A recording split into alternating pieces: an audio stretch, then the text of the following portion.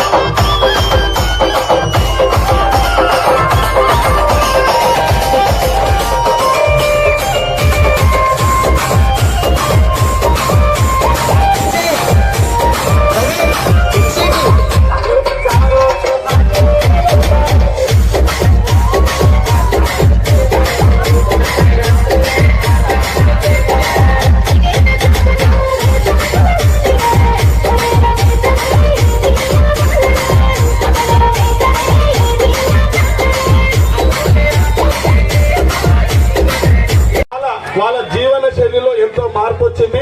మంచి మంచి ఉద్యోగాలు, మంచి మంచి లీడర్లు కూడా ఇలా కొనసాగుతా ఉన్నారంటే అది కాంగ్రెస్ యొక్క పుణ్యము, కాంగ్రెస్ చేసిన కార్యక్రమాలు. కాబట్టి భవిష్యత్తులో కూడా ఈ దేవుని గుడి తండలో ఏమి చేయని వాళ్ళు వైభోగం చూపెడతా ఉంటారు. కాబట్టి వచ్చినోడు ఏదో ఒక పని చేయాలి, తండకు చూపెట్టాలి అది కూడా అని చెప్పి చెప్తా ఉన్నా.